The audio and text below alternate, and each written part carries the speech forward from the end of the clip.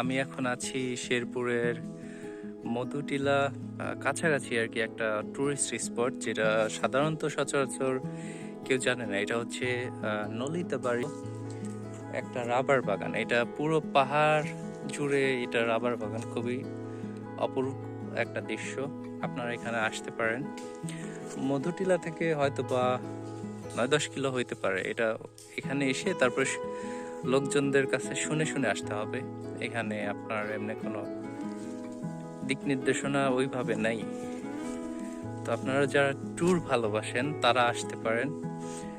আমরা আসছি মূলত বাইকে, তো আপনারা অন্যান্য গাড়িতেও আসতে পারেন। এটা হচ্ছে শেরপুরের রাবার বাগান। আমি এখন পাহাড় থেকে নিচের দিকে নেমে যাচ্ছি।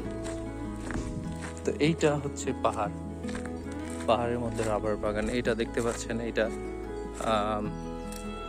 আপনার এই যে গাছের আঠা, এটা দিয়েই আপনার রাবার তৈরি করে, প্রসেসিং করে।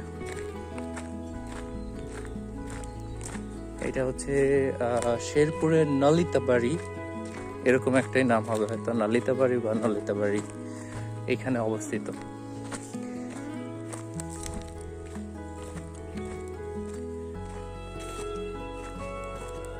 এই যে দেখেন, এরা হচ্ছে রাবার উত্তোলন করতেছে।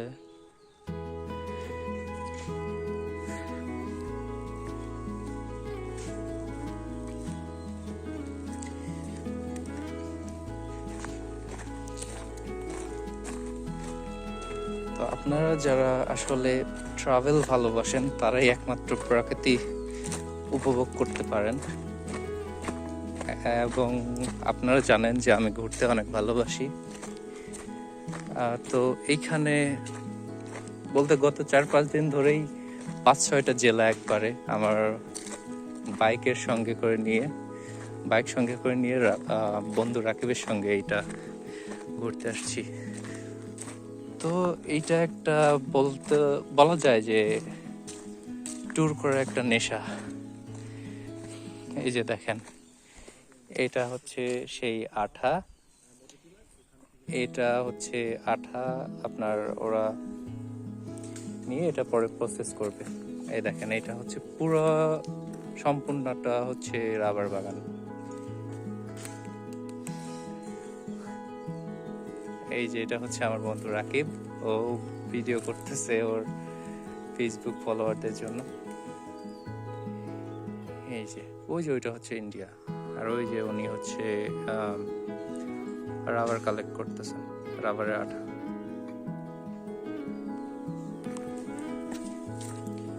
আমরা এখন অলমোস্ট এই রাবারের বাগানের কিছুটা ঘোরা শেষ, যেহেতু কয়েকটা পাহাড়, সম্পূর্ণ তো আর ঘোরা একটু কষ্ট হয়ে যায়।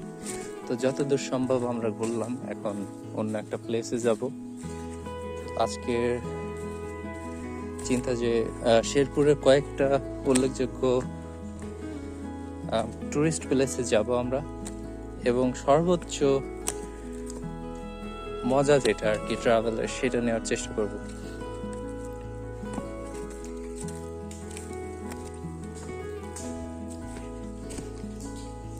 এটা অনেক ঢালু আর কি পাহাড়টা। এই যে দেখেন,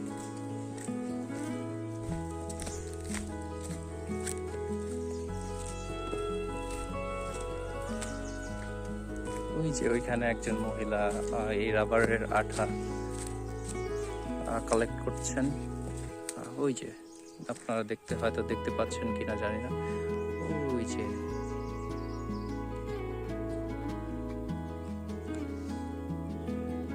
ওইদিকে না তো রাকিব, এদিকে।